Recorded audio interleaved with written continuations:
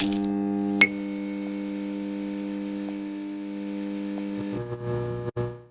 it going, everybody, and welcome to this week's episode of the High Voltage Show. I'm Steve Cravens, and joining me once again is Terrence Tatum. How's it going, buddy? Good. How are you? It's going. I'm doing very well. Thank you for asking. For those of you who are tuning into this week's episode, the Heat are up 2-0 in the Celtics after a dramatic Game 2, dramatic Game 1 for that matter. But we'll talk about that another time. In the meantime, we've got plenty of news coming out of the West. The Clippers blew a 3-1 lead in the semifinals to the Denver Nuggets. If you're saying that you saw that coming, you're lying. No one saw that coming. I don't care who you are. I don't care if you're Nostradamus. You didn't see that coming. It is one of the biggest playoff upsets in the NBA history that I've seen since 73-9 with the Golden State Warriors in 2016. This is just stunning stuff. People love to talk about Bucks Heat. I love to talk about Bucks Heat. But as stunning as that is, this is on a new level of failure for everybody involved. So, buddy, I'm going to go ahead and ask you straight out here. Who, if you had to pick one person who is most to blame, are you going Kawhi, Paul George, Doc Rivers, or somebody else? Oh, wow. It's funny because I think you do have the numbers and you'll go over it in a little bit, but I think Kawhi and both Paul George stunk up that Game 7. In a major way. Playoff P was in form pretty much the entire series. Kawhi had games where he was in and some where he was not. But I will say that I think the majority of this all falls on Doc. I think people have to realize the Clippers were up 3.5 games to 1. Because for the first half of that Game 5, they were up. And it wasn't until Paul Millsap lost his mind in the third quarter that the entire series switched. So there's something that Mike Malone did as a head coach to change the trajectory of how this series was going that Doc was unable to counter again to right the ship. You had one game to win, and you lost you lost them all in a row. Three in a major way, man. And the Game 7, you weren't even. It wasn't even close. Like, you just got out-manned. Like, you looked terrible, and because this has happened to Doc previously, where he's been up 3-1, one of them to the Pistons in Orlando, I put this on Doc. Like, there's some things where his teams get up, they feel comfortable, and kind of like, all right, well, we'll just this will happen, we'll get there, and the foot is taken off. And I think he's the one constant in those 3 losses that are from 3-1. I agree with you. I think that Kawhi and Paul George have equal accountability here, but Kawhi more so than Paul George, because let's be real here. Paul George, yeah. We know what Paul George is going to do. Like, this is normal. and again, I mentioned it in our video when we were talking Clippers Mavs when he was really struggling. What happened in this series is pretty much the Clippers' worst nightmare. This is Steve Ballmer's worst nightmare because, again, it wasn't like they were up 3-1 in the series and they had won every game by 4, 3, 5 points, something in that range where it was really close. They were doing their best. They were dominating the Nuggets pretty efficiently. They were making the Denver seem like they didn't belong in the same class. Exactly. To have that 3-1 lead in very convincing fashion, and then to have double-digit leads in the third quarter going into the fourth.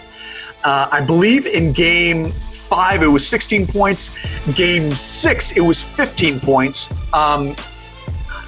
This has everything to do with Doc Rivers' coaching, or lack thereof, and the coaching staff. I include Ty Lue in this. I include the trainers in this.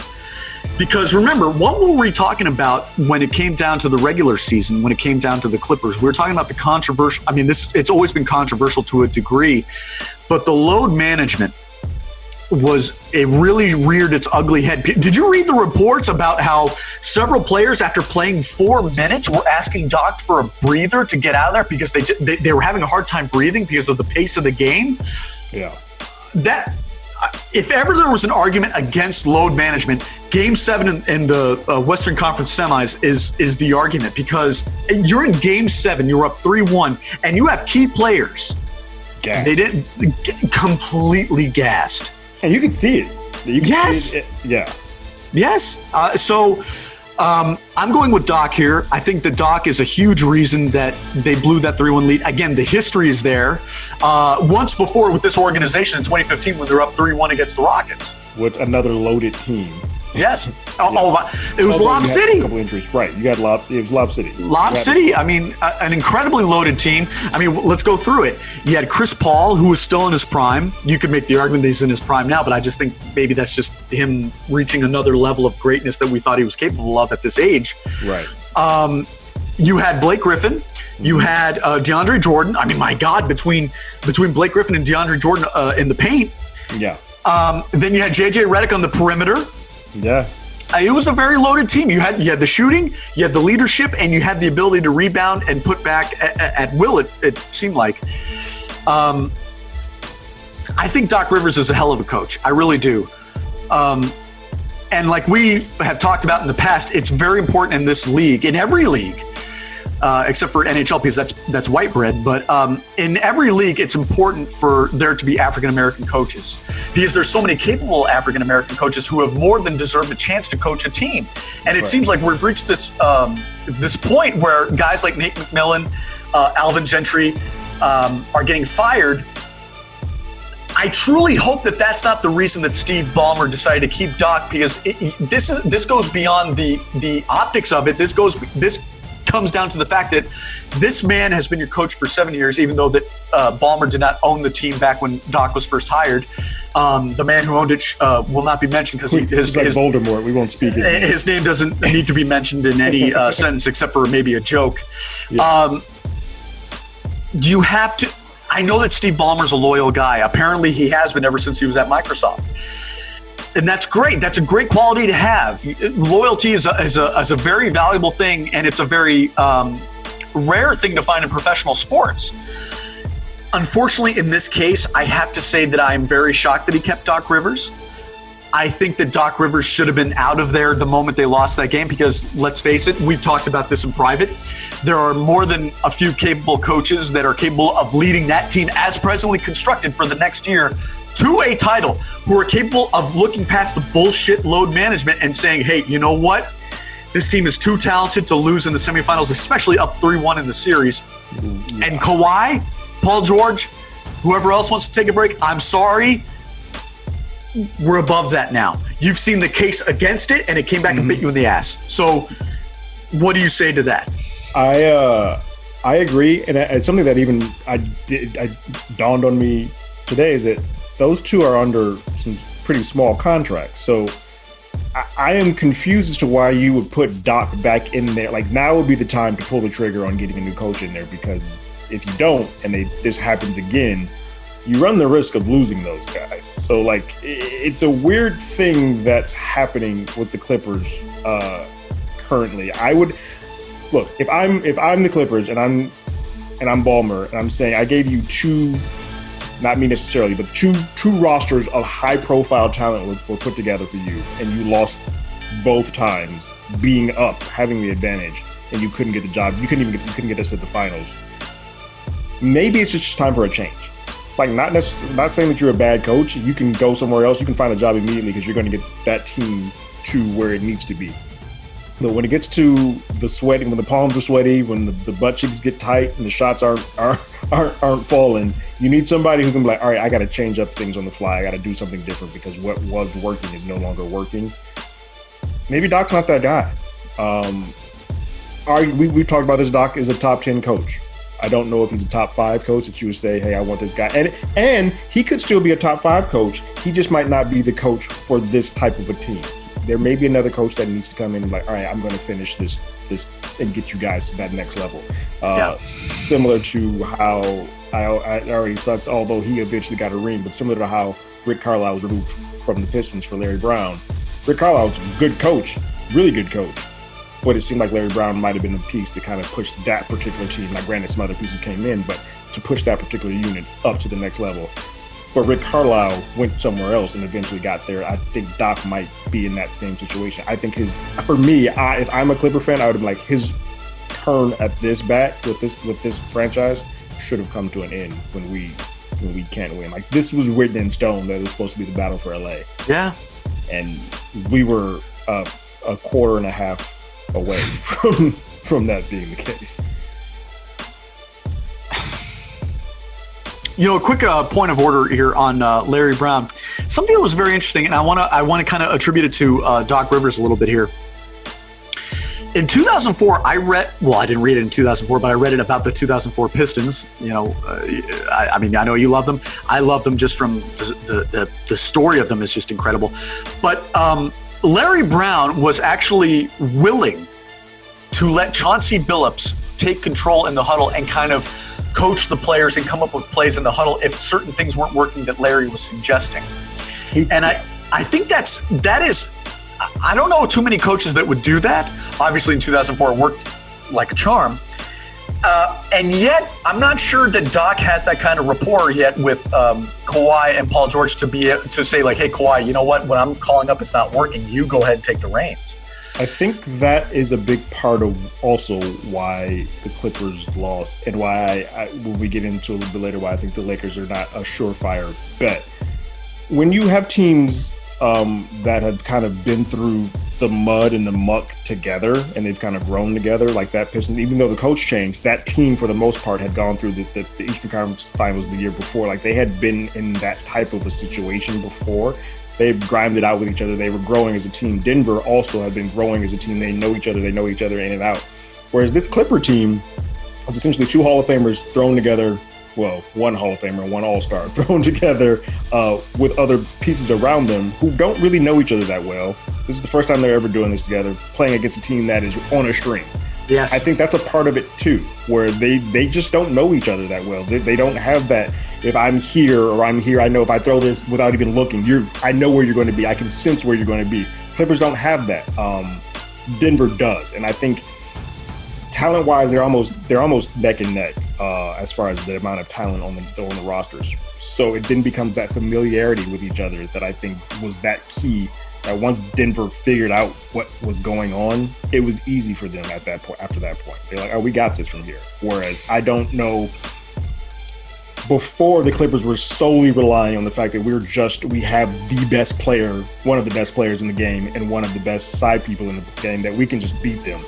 And when that stopped working, there was no more, oh crap, they figured this out. Now the actual defining of what makes a good basketball team, that is why they're beating the crap out of us, because we're no longer playing as a team.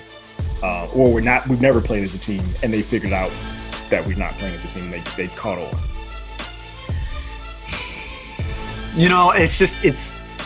I know you and I were both stunned about this. I know the NBA world is stunned about this. I mean, we are. It's disappointing. It's funny because I was a Denver fan, and even I had the Clippers like, no, the Clippers are going to win this. Like that's just the way this is going to go. Well, hold on. You brought it up. Let me just go ahead and admit right here. I like to admit when I'm wrong. And I was wrong about the Denver Nuggets. I was wrong about I was wrong about everything about that organization. I'm a big Utah fan. I'm a big Donovan Mitchell fan. I'm a huge Quinn Snyder fan. And when they were up, we recorded, I believe, I want to say, it might have been around when they were 3-1. And I was just like, I was surprised that you went with Denver despite the seeding, because I really thought that Utah would be able to take them down, especially with Mike Conley doing what he was doing, Rudy Gobert doing what he was doing.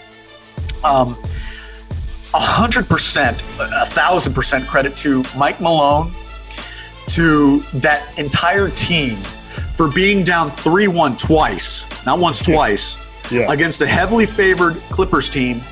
Most teams in this situation, it's debatable about in normal times when you have, fans and everything like that travel. Right. It's debatable on whether or not they would be like, hey, you know what, let's just pack it in. This is not our series. To be in the bubble, which is unpopular across the board for every player because, again, they miss their families, coaches miss their families, coaches can't bring their families to the games. It would be very easy to just say, the hell with it. This is what the league wants. We're down 3-1. We're not playing our best basketball. We're getting blown out by double digits. You know what? Let's go out and play a good game, but if we lose, it's not the end of the world. They didn't take that approach. And again, we're talking about upsets here. regardless of what happens in the Western Conference Finals, this Denver Nuggets team has, in my humble opinion, cemented themselves in history. First of all, as the first team to come back from 2-3-1 deficits to win a series, which has never been done before, right. And to stun the world and stun the league. And you know what? Like Jamal Murray said post-game after Game 7, are you scared of the Lakers? Are you worried about the Lakers anyway? Hey, you know what? They got to be worried about us too. I think that team has earned every right to have that confidence and to mean every word of what they say. They have to be worried about us too because they're playing with house money, man. There's no pressure. There's no pressure on them. They are playing with house money, and I think that is the correct way to you want to go about that. When somebody asks you that question, you're like, I'm not afraid of these dudes. They should just as worried as we are, quote unquote, about for them. They should just be just as worried about us. Amen. Yeah. Amen. I mean, and they earned it. This is not arrogance after being up 1-0 in a series and being like, oh, we're going to take this. This is, you came back from 2-3-1 deficits and you won the series. And if nothing else, I feel like though that going through that many elimination games and coming through, if nothing else, it tests your mettle. Like you become a sharper sword by going through these.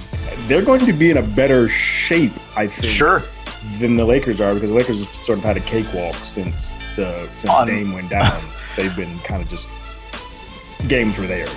Unfortunately, you're absolutely right. And I guess, you know what, I'll use that as an opportunity.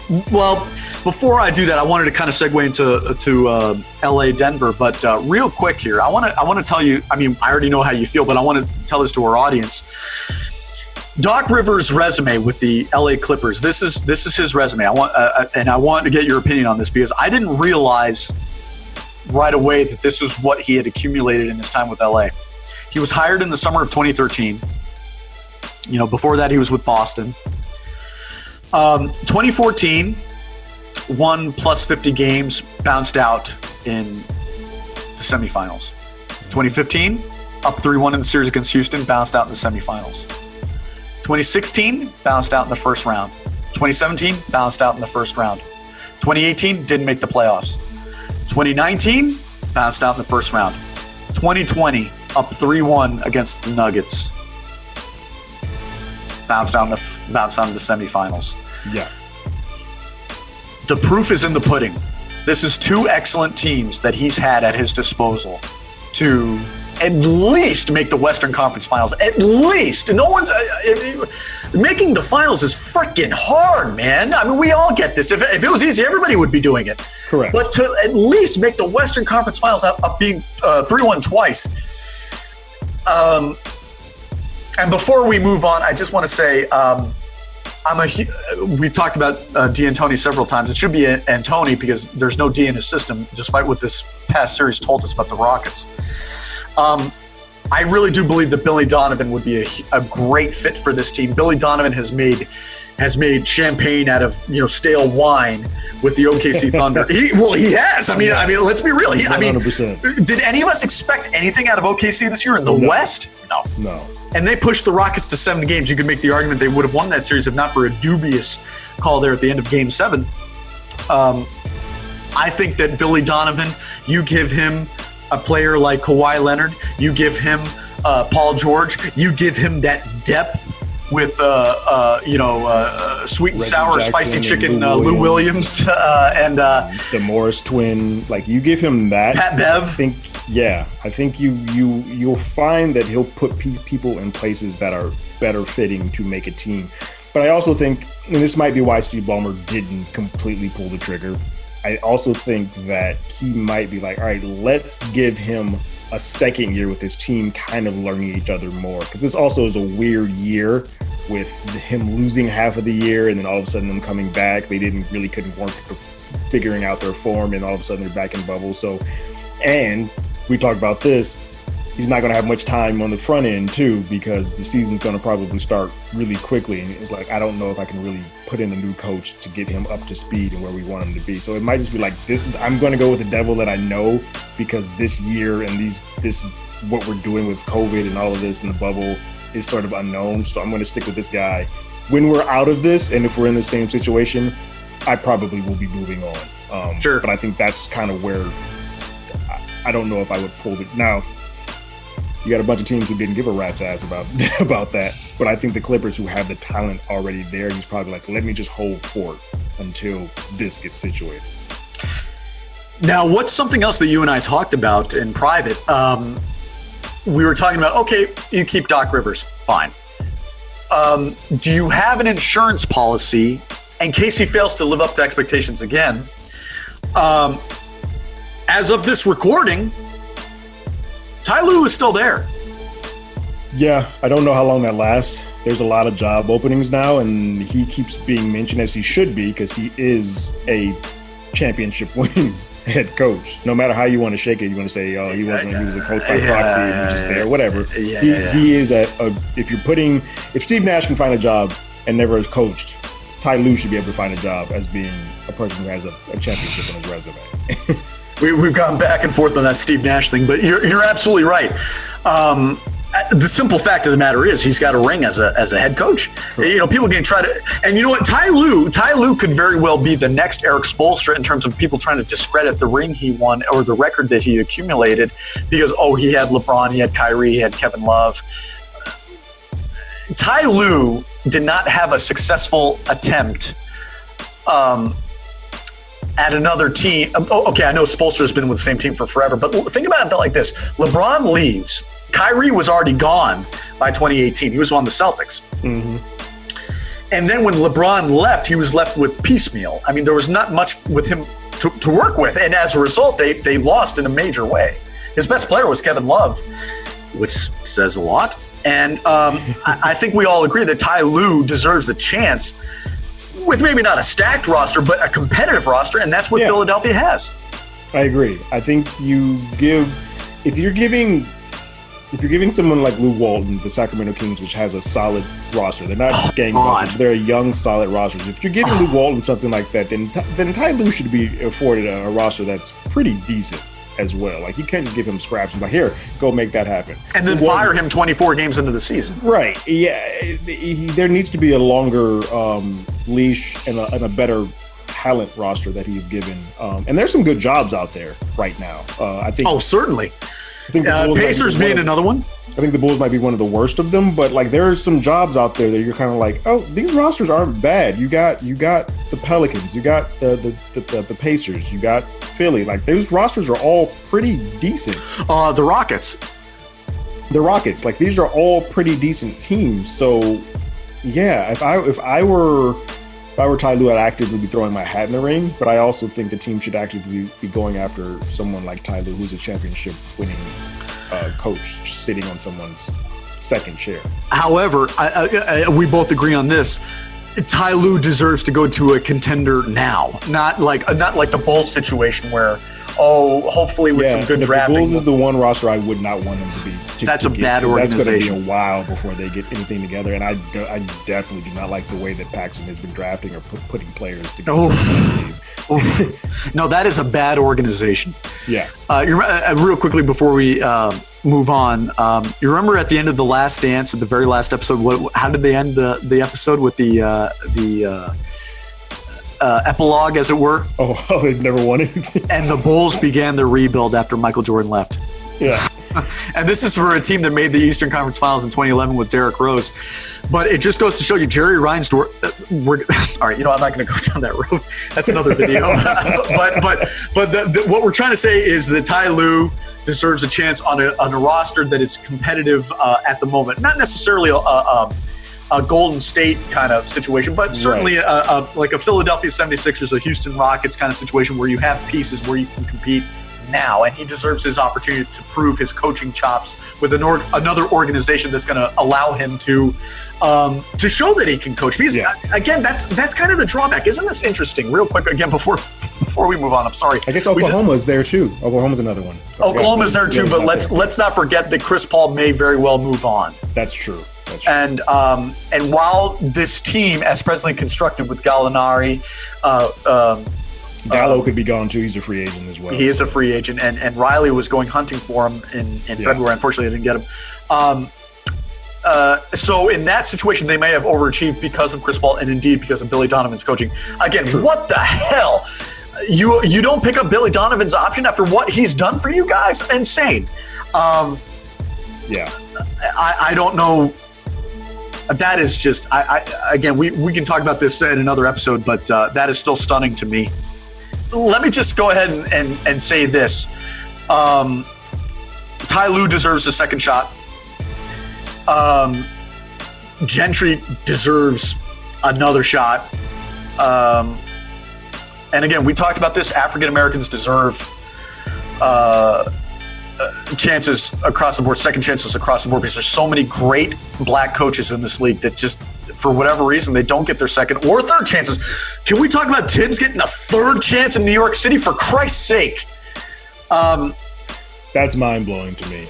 Yeah. It's Jesus Christ. This guy is the Chip Kelly of the NBA. It's like, okay, his system worked. Well, it is. I mean, his system worked briefly over here. We gave him a second chance here. Dubious if it worked or not. We got bounced out in the first round. Whatever. Let's go ahead and give him a third chance over here. Now, Chip Kelly hasn't gotten his third chance yet, but Tibbs, his system doesn't work. So, again, there's plenty of black coaches in this league that deserve every opportunity at a second and third chance. I hope Ty Lue gets it. I certainly hope Gentry gets it, and I hope Nate McMillan gets it. As far as white coaches, again, we shouldn't judge this based off skin color, but Billy Donovan deserves another chance.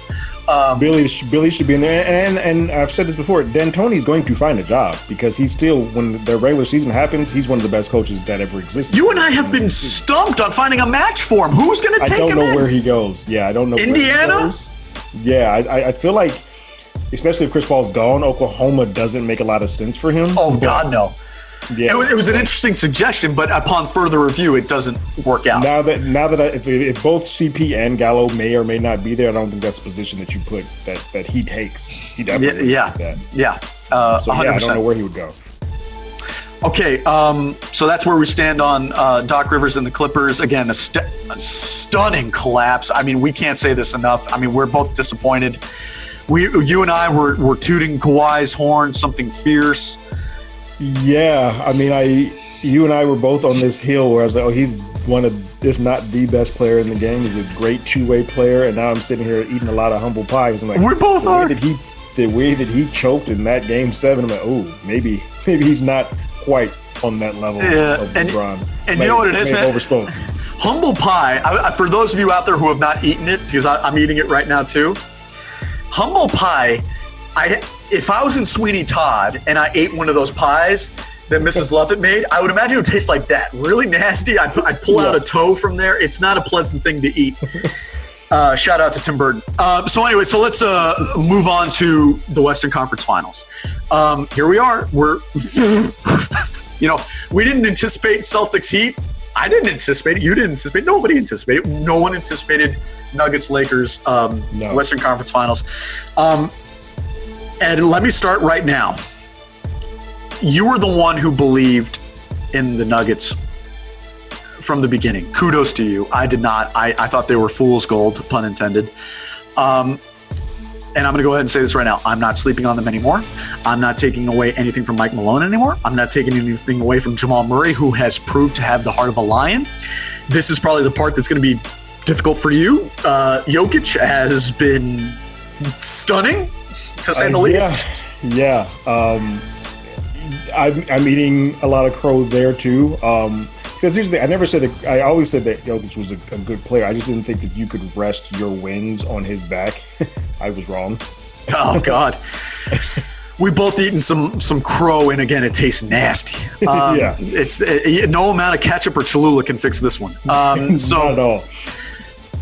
So let me go ahead and say this. They have earned the right for both of us and everyone to take them seriously. And I'm going to go ahead and say this, man. Maybe we're prisoner of the moment. Maybe I'm prisoner of the moment. I give them a puncher's chance against the Lakers, because the Lakers did not game plan for these guys. You know, and I know. Kyle Kuzma can say as much as he wants, to be honest with you, we're not surprised about the Clippers not making the Western Conference Finals, because to be honest with you, we were always focused on our next opponent. Bullshit. You and everybody else thought that it was going to be the Clippers. They were scouting the Clippers. They were scouting the Clippers. Especially when they went up 3-1. That's literally all the tapes were focused only on the Clippers. Oh, yeah.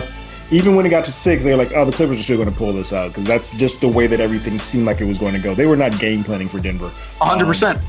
And I think there is a puncher's chance for Denver. I would not count them out. I think, especially Denver, because they are still in game shape, and Lakers have been off for a little bit. I think Denver could sneak out a couple, like one or two of these early, and I think that sort of changes the direction or the trajectory of the series. Because I think we'll get into the exact matchup in the second, but I just think that they are still in that elimination mode that they might catch the Lakers on that first one. The Lakers are gonna be like, oh, we got to learn these dudes. We're not playing. We've had a week and some change off. We're not playing at that level yet because that's just not. And the teams that we were playing, even when we were playing, we could run circles around them with our eyes closed. We weren't used to this type of a challenge, and it could be one of those rude awakenings that I remember some other teams having before. Like the Lakers got that a little bit when everybody was counting the Eastern Conference Finals out in that 2004 year because the Pacers and Pistons literally beat the living crap out of each other. Those scores were like 60 points a game. They're like, these guys don't stand a chance in hell because these Lakers are running up and down the court. And then the Lakers saw what was happening in the Eastern Conference Finals and got a hold of those Pistons, and those Pistons were like, we're going to slow everything down and beat the crap out of you. And Lakers like, they were playing a whole different style of ball over there, and we weren't prepped for that. I feel like these Lakers might get that a little bit from Denver because I don't think they've played a team that was doing what it is Denver is doing yet. I'm going to make an analogy here. So you and I last year, I can't believe it's been a year ago, that's depressing, went to go see Apocalypse Now in the IMAX. You know, now Francis Ford Coppola several times has admitted that several times during the making of Apocalypse Now, he thought it was going to be game over, that he was going to pack up the tents and they were going to head back to the United States and come back with an unfinished movie, that he was indeed going to kill himself several times because of the embarrassment of what he was getting in the media. And yet he and his crew and his actors kept pushing and fighting. No matter how many heart attacks Martin Sheen got, no matter how many sets blew down, caught on fire, no matter how many guys were stoned off God knows how many drugs and couldn't remember the lines.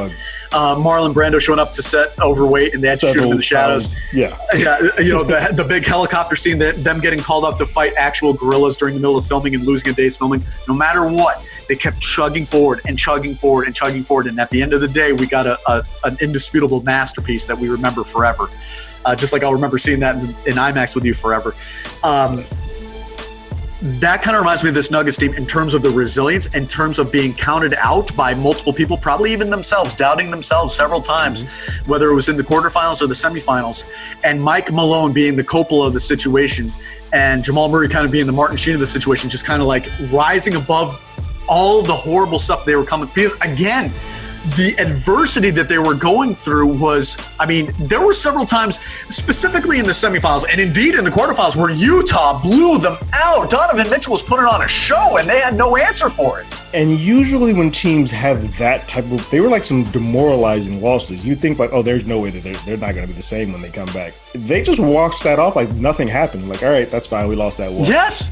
Whether we lose by 2 or 25 doesn't matter. We're going to still come back and put our best foot forward the next game. And that's an impressive thing to have for a team that young too. That's something that Denver can hang their hat on. And I think the Lakers will need to be aware of, because the Lakers are typically, especially this team, like, all right, we're going to get out ahead and we're going to crush you. And then we've just taken the spirit out of the series, so we don't have to worry about you again. That's not going to happen with these guys. Yes. Even if they're down 3-1, we've seen it's still a team that you're like, oh, we still got to watch these guys. Yeah. They're playing with house money. And they are. Yeah, they don't. There's no pressure whatsoever. All the pressure is on LeBron and the Lakers. Certainly on AD. And this is what I want to ask you. Let's talk a little bit about the matchups real quick here. So obviously the big matchup that I'm going to be really looking forward to see is Jokic versus AD. That's the one. Yeah.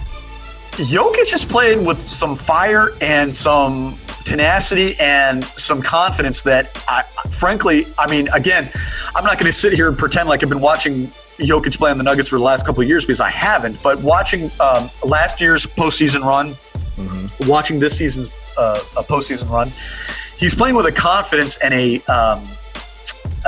pizzazz, if you will, where it's not just confidence. It's like he's putting on a show. The whole team. AD is the one under pressure here, and AD has never made it this far in his entire career. Neither has Jokic. But with the way Jokic and those Nuggets are playing, you got to imagine that they're not scared of these Lakers. They're not scared at all. They're definitely not afraid of these guys, and I think neither of them have been in this position before. But I would imagine that being Anthony Davis and being the player that is arguably, from pundits, one of the highest rated players in the NBA. He's a stud. Lakers gave up everything to get him. There's a little bit more pressure on him than there is in Jokic. Jokic, like, I was drafted in the second round. Like, I'm here now, but I wasn't supposed to be this guy.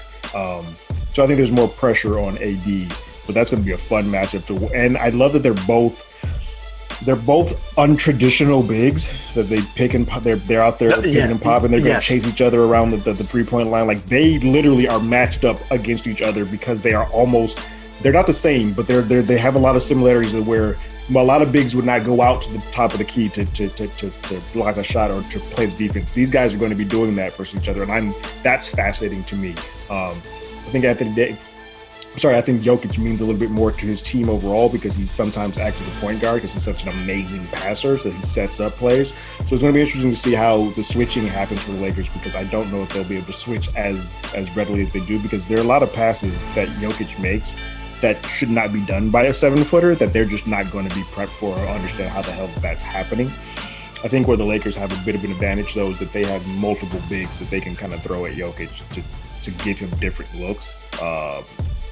Dwight's not going to go out there, and that's why you can counter that. Dwight is a big you can throw at Jokic, and so is McGee. But McGee and Dwight are not going out there to chase Jokic at the top of the key. They're not going to try to block those threes because they know they have to be inside for rebounds. So I think that's why there's going to be a bit of a chess match, because I don't know necessarily if you can get away with having Dwight.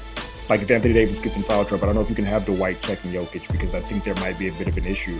And it'll be a question if Malone decides to say, hey, they're putting Dwight and AD out here. Let's put Plumlee at the 5 and move Jokic down the spot so that we can at least sort of match and counter that big presence. It'll be interesting. It's going to be a chess match, but I think Jokic and AD, that alone, whatever happens in the series, that alone is the price of admission for this. Absolutely, and you brought him up again. A guy that I have never really sung his praises, even though he deserves every bit of it. Let's talk about the coaching matchup. Frank Vogel is a guy who I feel. He's a coach who I feel. When he was with Indiana, I felt that, and this might be controversial, but I'll say it anyway. I felt that he was overrated a bit. I felt that he was. How people perceived Spoelstra back then, I thought that that's how he was. He was a babysitter to Paul George, to Roy Hibbert, to Lance Stevenson, George Hill. Then he went to the Magic. A lot of personalities that you had to manage. And again, I know that's not easy to do. And then he went to the Magic. Again, I mean, Magic, not really a great franchise. They're the little brother to the Heat. And they didn't do a good job of surrounding him with any talent. They did have Gordon. They did have. Was Vucevic there during Vogel's run? He might have just gotten. I think there. he was still young though. He was very young. He was very young. He was running like he is now. Yeah. But in a very got him out of there. Yeah. I don't think it's funny because I kind of see where you're going. I also have never been that high on Vogel. I thought he was a good coach, but I thought they were definitely overrating him. But it's weird. Now he's in a position with the Lakers where I feel like everyone is underrating him, because I feel like he's with this roster and people are just like, he's not that good of a coach. And a lot of people pay attention. Part of it is because he has assistant coaches that are better coaches than him. Like you have Jason Kidd. Like, yeah. Wait a minute. That guy is well, how is Jason Kidd not the head coach? Right. Yeah. Bizarre. Yeah. So I think that's sort of what happened with Vogel, but I think he is a good head coach. I just don't know if he's from what I've seen, it'll be interesting to see, but from what I've seen, Mike Malone is a better. Well, that's my point. Yeah. That's my point. We've seen coaches in the past, Doc Rivers, who have relied on two superstars to kind of carry them through, and then when shit hit the fan and the other team had the answer for those two superstars, the coaches didn't really know what to do. And in this case, Mike Malone for me is the more. Well, I guess it's debatable whether or not he's the more accomplished coach, but certainly in this series, he's the more proven coach because his team is nowhere near as stacked as the Lakers. Let's face it, when you have LeBron and AD on your team, you're expected to win a lot of games. And again, the Lakers have. No questions about that. Correct. But Mike Malone has taken a very underrated Denver squad, despite being third in the West, and has gotten them over 2 3-1 deficits.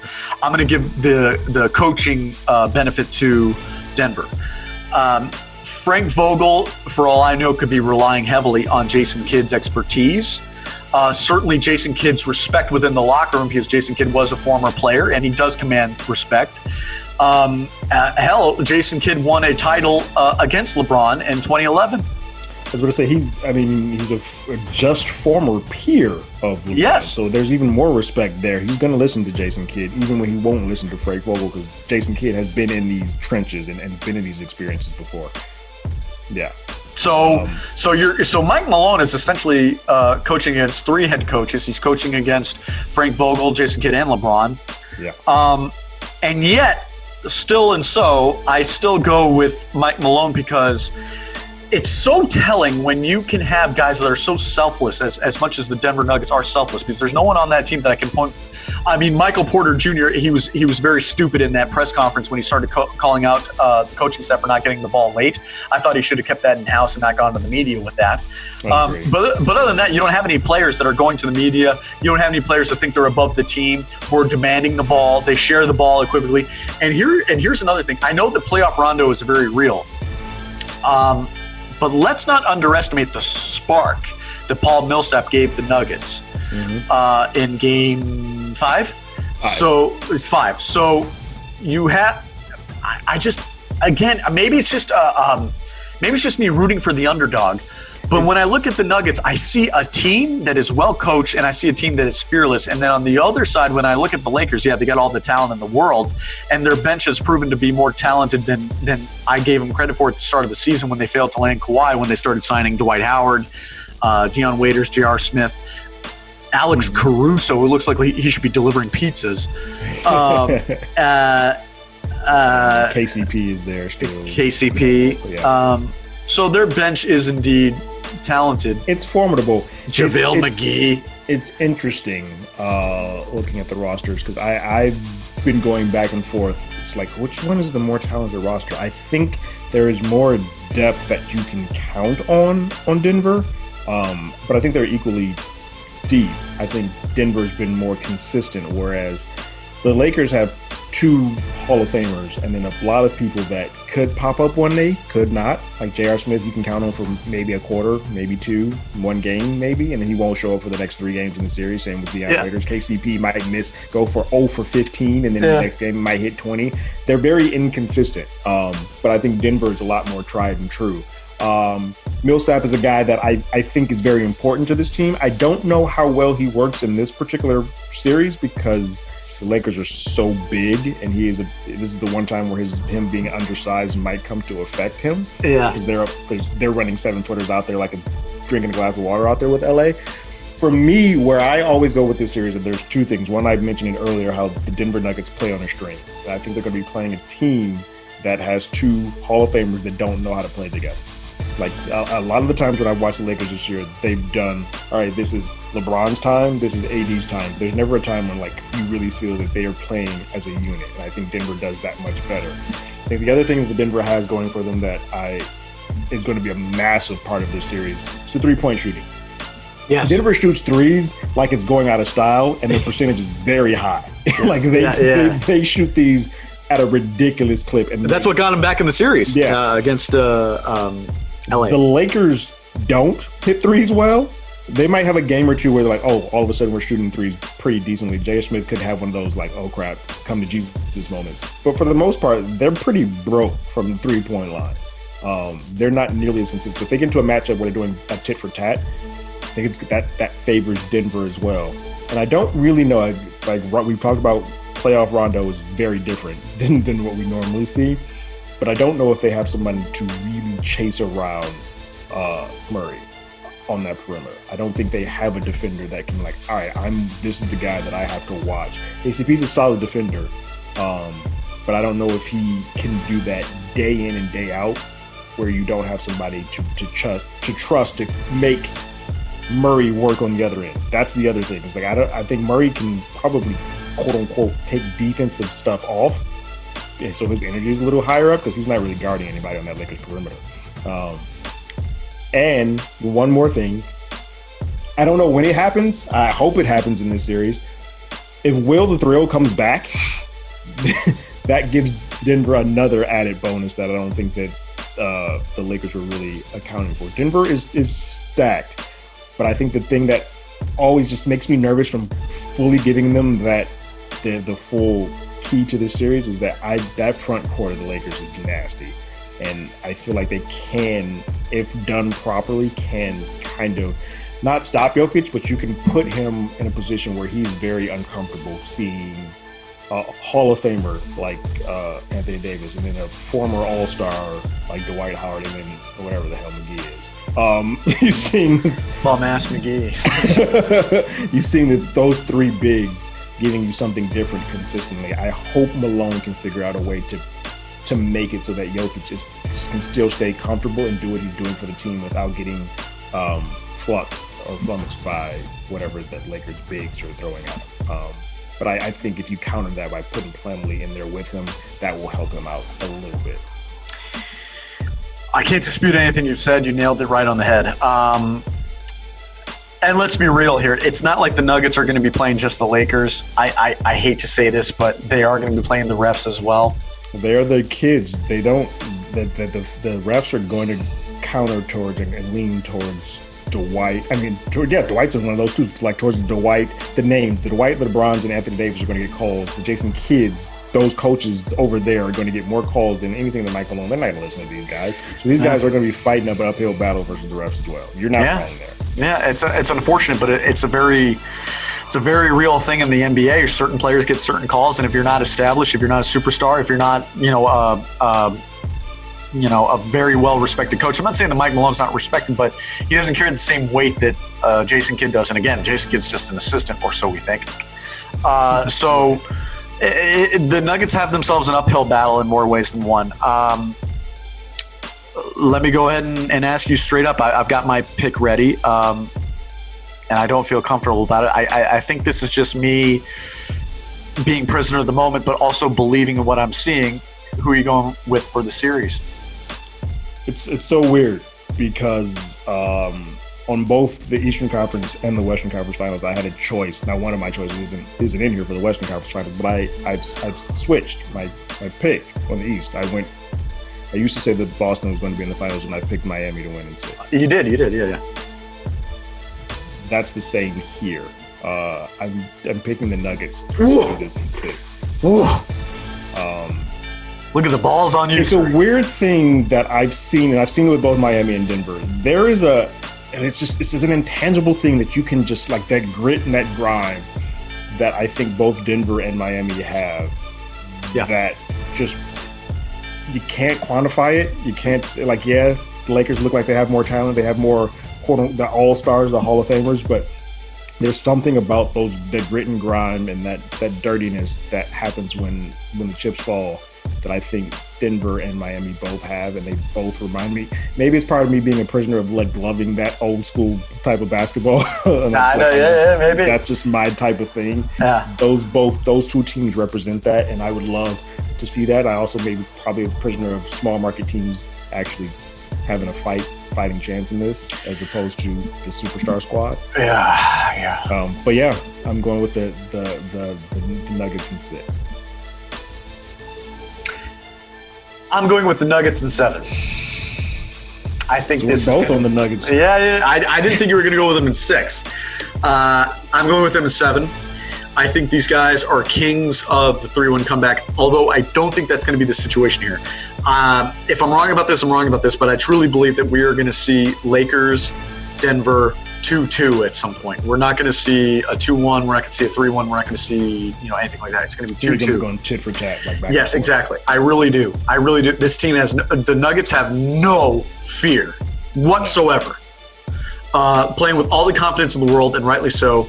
The Lakers have been sitting on their ass for a good while now because Harden and Westbrook didn't come through again. So I think there's going to be at least a little bit of rust in game one.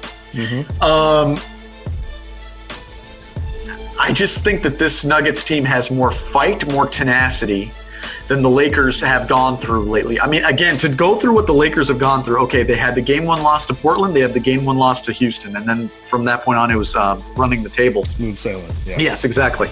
No, very little adversity. Whereas I really do believe, I think the conventional wisdom is, well, if you go through a hard-fought series before you go to the next series, then that can leave... that you'll be tired. Yeah, you'd be tired, exhausted emotionally and physically. Right. I don't see that. I see this as you rising above a challenge and you gaining confidence as a result and not really caring who your next opponent is. I agree. So I'm going with Nuggets in 7. Again, this is one of those picks where I don't love it. I don't feel 100% confident. It's more of like something that's coming in here that's just kind of telling me this. Yeah, like I'm more, especially now, but I'm more confident in my Eastern Conference pick than I am in this one. But this one, I'm just going off gut. Like there's something that feels different with this Denver team versus what I've seen with the Lakers team that I'm like, yeah, this is the team that I think is going to be the ones to do this. I think we're thinking with our hearts. We're not really thinking with our brain. I think both of our brains are telling us Lakers. But again, your heart's telling you something. You got to go with it. I mean, if we're wrong about this, we're wrong about this, and we'll talk about it in another video. But for right now, man, I mean, I'm with you. There's just something about this Nuggets team that's very special. And how 2020 would it be if we had, a Nuggets finals where completely against the odds they show up and be the most 2020 thing ever? No one would see it coming, and yet we'd all be here for it because it'd be such a breath of fresh air. It would be. It would be so refreshing to have a brand new team, because you and I talked about this before. How there's typically there's only about like 10 teams that have won a title in like the last 2 decades. And it would be cool to get another team in that mix. Especially a team that, and you know what the scary thing about Denver is, real quick before we end it, the scary thing about Denver is they're coming into their own now as we speak. They haven't reached their peak yet. You know what I mean? Jamal Murray hasn't reached his peak yet. No. Jokic, it's debatable. Michael Porter Jr. is just coming into his own. He's not even close to reaching his peak. No. Paul Millsap, obviously, he's reached his peak a while ago. But in terms of this team's potential, we're only starting to see the dawn of it right now. Mm-hmm. So even if we're wrong about this, their future is insanely bright. Very much so. I just remember at the beginning of this season, or basically in that Utah series, people like Donovan Mitchell is he's the best player in this game. He's going to destroy Murray. And Murray showed that like his name should be in conversation just like Donovan Mitchell did. I feel even better about our picks now that you mentioned that. Because that is, first of all, you're 1,000% correct. Myself, seemingly everybody on Twitter, and don't get me wrong, I still love Donovan Mitchell. But during that series when they went 3-1, we were just like, my God, this guy, and Murray was answering back, but Mitchell took charge. This guy's just, he's going to take this team to the next round. It's going to be great, yada, yada, yada. Murray answered the call. He answered the bell in a big way. The team answered the bell in a big way, but Murray led the charge. Correct. I'm feeling better and better about this, man. I'm telling you, again, maybe we couldn't look back on this video and feel foolish, but right now, where we're at right now, it's hard to bet against these Nuggets. They're just playing with too much confidence. They're fearless. They're playing with house money, like I've said 10,000 times. Their coach is better than anything that the Lakers have, quite frankly. I can't wait until Friday. It's going to be a great series. And again, this is not, we're all prisoners of the moment. After game one, we like to make these proclamations like, oh my God, Lakers won by 20, we were so wrong, or Nuggets won by 20, we were so right. This one's going to go the distance. I really do believe this. This is going to go the distance. And I think this is one of those ones too where because Denver has played like this so far, even if the Lakers come out, which I don't think they will, but even if the Lakers come out and beat them by like 20 points, that means absolutely nothing for game two. Nothing. Yeah. Nothing. Yeah. Nothing. And you know what? Everybody knows it too. This is not one of those situations where we're going to be like, oh, the Lakers won by 20 and the Nuggets don't have a chance for game two. We're all going to look at that game one and be like, okay, now let's see how they respond. And they will respond. Yeah. So that's going to do it for me. Do you have any closing comments you'd like to make, or is that it? No, I'm good. All right. Well, thank you for watching, everybody. We're going to wait and see how this series pans out. Same thing with the Eastern Conference. We're going to do an NBA Finals video and kind of make our predictions there and react to the Eastern Conference and Western Conference Finals. So thank you for watching. I'm Steve Cravens. That is Terrence Tatum. And we'll catch you next time. I hope you enjoy the Western Conference Finals and what's left of the Eastern Conference Finals. We'll check you out next time.